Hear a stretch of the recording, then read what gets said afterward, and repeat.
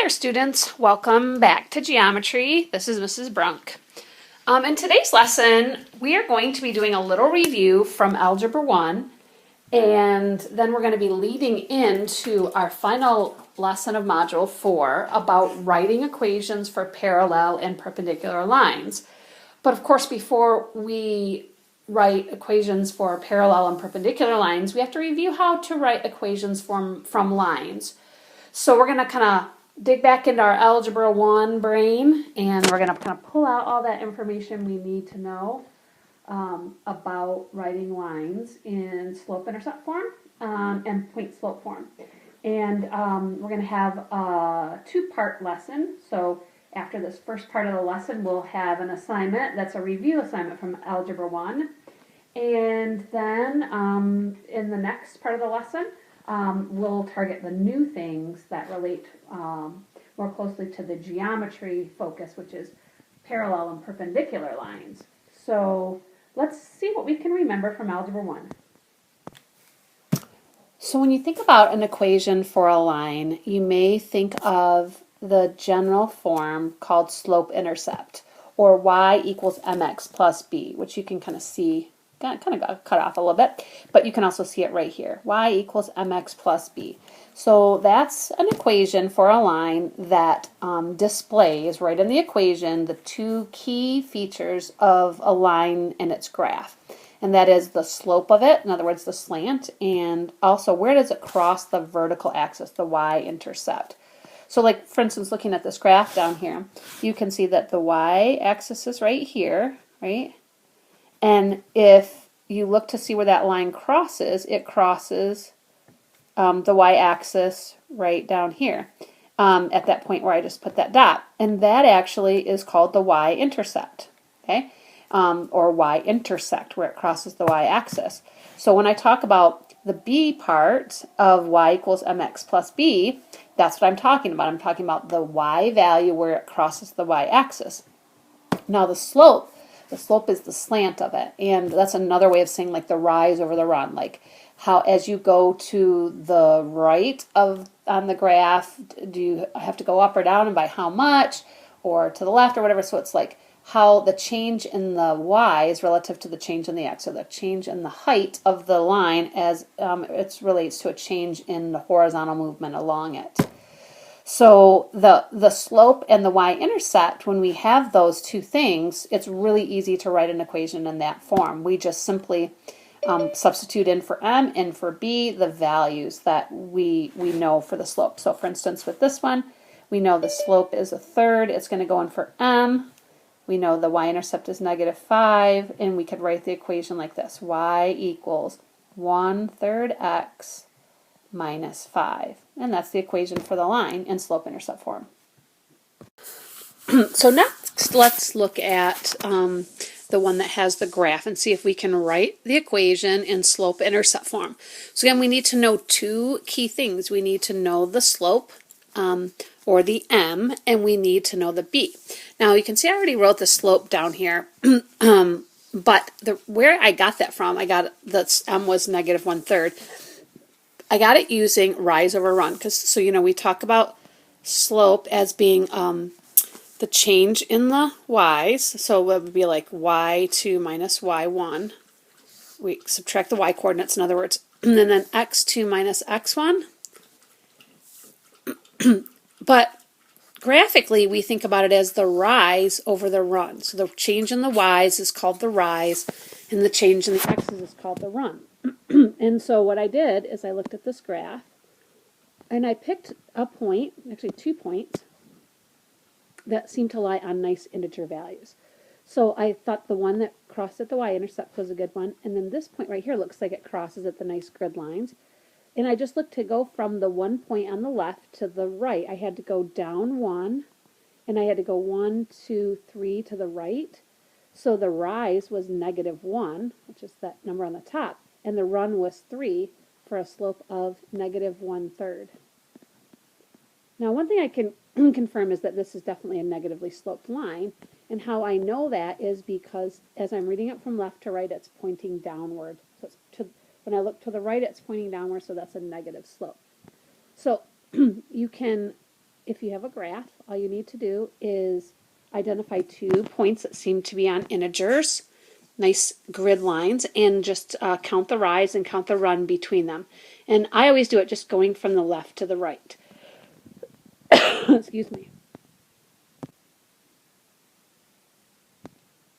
Now the other thing that we already know also is the y-intercept, because you can see the graph crosses right here at -1. So on the y-axis down at -1, and so my equation would look like this. Y equals -1/3 x minus 1. So it's crossing at -1 and it's got a -1/3 slope. So again, if you have a graph, really it's pretty easy to write an equation in slope-intercept form, because you can just look at the graph, read where it crosses the y-axis, and then calculate the slope either by using 2 coordinates in the slope formula or just count the rise and the run and compare them. So what about the one that I skipped? Notice it says standard form.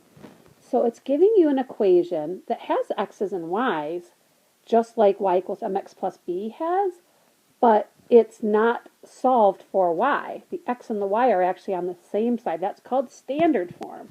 So standard form is good for some things, but for graphing, it's really helpful to have it in that slope-intercept form. So a lot of times we want to take something in standard form and put it into y equals mx plus b form, and all we have to do then is solve for y. So when I rewrite this, 4x minus 2y equals 14, what I'm trying to do by the time I'm done is I'm going to get y all by itself. That means I have to get rid of all the things that are with it. And the first thing I want to get rid of is the 4x. So I'm going to undo that by subtracting 4x. And that leaves me with negative 2y equals negative 4x plus 14. And then that last step is now I've got to get rid of the negative 2 that's in front of the y, and it's being multiplied, so I'm going to divide. So if I divide everything by negative 2, what's left over will be my equation, and my equation then that I'm left with would be y is equal to, well, negative 4 divided by negative 2 is 2, so that's 2x, and then 14 divided by negative 2 is minus 7. So putting it in slope-intercept form just required me to solve for y. So now we've seen what happens when we're given the slope and the y-intercept. That's, of course, the easiest one. You just simply plug them in for m and for b, and you've got your equation. Another way is if they're given a graph, and you can identify where it crosses the y-axis, and you can identify a slope by comparing 2 points. And then finally, the third, so far, is we have an equation for a line, but it's just not in the desired form. It's not solved for y.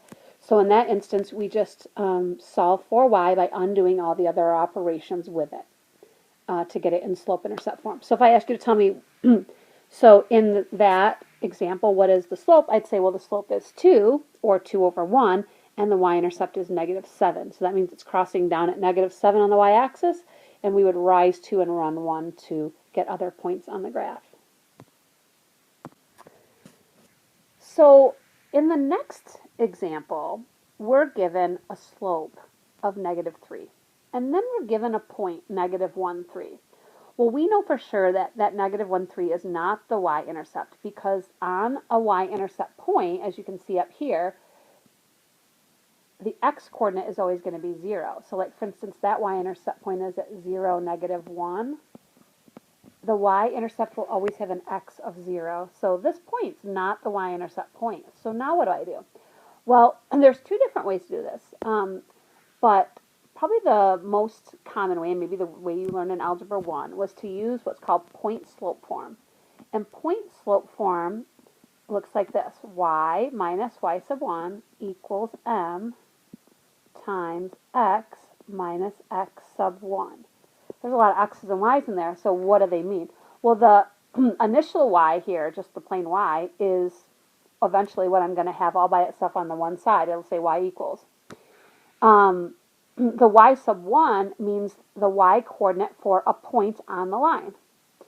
And just like over on the other side where the x, well, that's going to be the x that's in the equation next to the slope. Y equals mx plus b, right? So that x is actually going to stay in there. That's actually a variable that will stay in the equation. whereas x sub 1 is an actual numeric coordinate that goes along with that point that we just used the y for. So essentially this ordered pair they gave us, this negative 1, comma 3, the negative 1 is the x sub 1, and the 3 is the y sub 1. So if we wanted to write this equation, all we'd have to do is take these coordinates and substitute the negative 1 in for x1 sub 1, plug the 3 in for y sub 1, and take that slope they gave us, which is negative 3, and plug it in for m, and then simply simplify it and solve it for y. So this is what it would look like. Y minus 3 equals the slope, which is negative 3, times x minus negative 1. Well, minus negative 1 makes this into just plus, right? And now how do we solve for y? Well, the first thing we're going to do is we're going to do some simplifying on the right-hand side by distributing that negative 3 through. So that's going to make that negative 3x minus 3. Last step, I'm just going to simply add the 3 to both sides to get rid of the 3 that's with the y. And that leaves me with just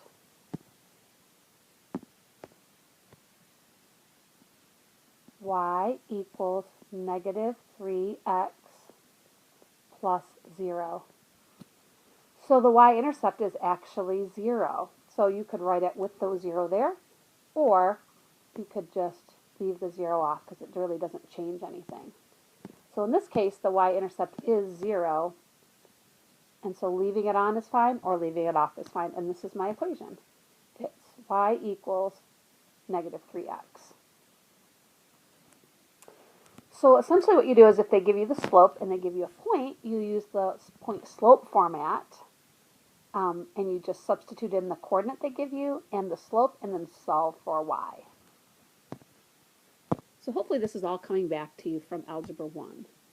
The final, and definitely like that next level problem, the most complicated of them all, is what if they don't give you the slope? And you don't have a graph where you can count the slope by comparing the rise to the run, but they just give you 2 coordinates. Well, this is where we're going to use that slope formula, the y2 minus y1 over x2 minus x1. And what that means is we've got 2 specific coordinates, one that we're going to call x1 and y1, so it doesn't really matter which one we call which, but let's say I call this one x sub 1 and then y sub 1, that ordered pair, right? And then the next one we're going to call it x sub 2 and y sub 2. So we're going to use these 2 ordered pairs and we're going to calculate the slope, and then we can go from there. So let's take the coordinates and plug into the slope formula. So let's see, y sub 2 is negative 13 minus y sub 1, which is negative 7. And then the difference in the x's, so my x sub 2 was 8, and my x sub 1 is negative 4. So 8 minus negative 4.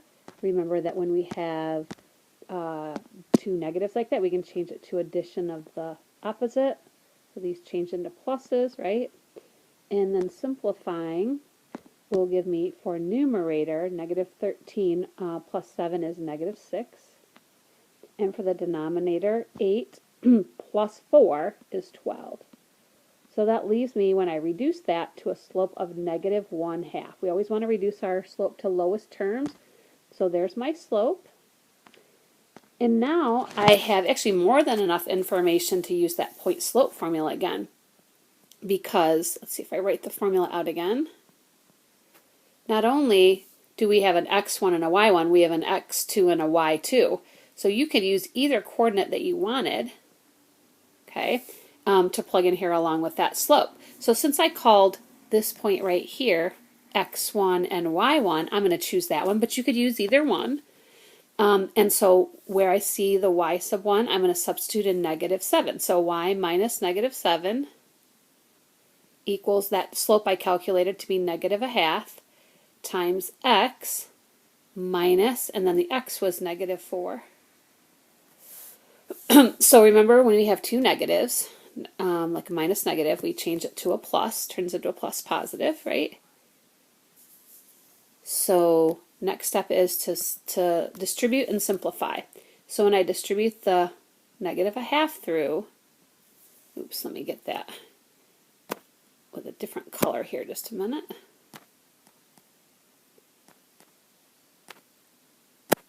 Let's see, we'll use the red to distribute there. And when I distribute through, that gives me negative 1/2 x. And then negative 1/2 times positive 4 is negative 2.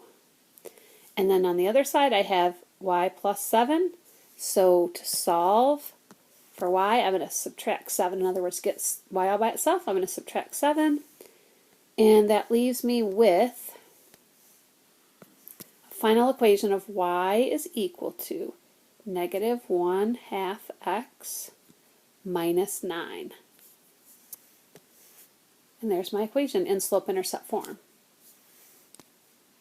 So now we've seen all these different scenarios. If we're given the point and a slope, well, that's of course the easiest one. We just simply plug in the slope for m and the y-intercept for b, and we've got our equation. We know that if we are given an equation for a line, but it's in standard form, we simply just have to solve for y by undoing all the other operations. If we have a graph, we need to identify the y-intercept and the slope from the graph, and then substitute them into the general format y equals mx plus b. And finally, we know that if we're given a point and a slope, or 2 points, we can simply use the point-slope form and substitute it in the slope and the point. And if you don't have the slope, then use the 2 points you have to find the slope, and then pick one of the points in the slope to substitute in point-slope and solve for y. So this was a nice little review of skills that we learned in Algebra 1 to write equations for lines. And it's going to be really important to master these before we move on and look at how we apply this in geometry to study parallel lines and perpendicular lines, and to write equations for lines that are parallel in the coordinate plane. So this is the point where we're going to stop, and we'll practice these skills to make sure we're really back on track with our Algebra 1 skills. And then in the next part of the lesson, we'll move on and now apply it to parallel and perpendicular lines. So this ends part 1 of lesson 4-5.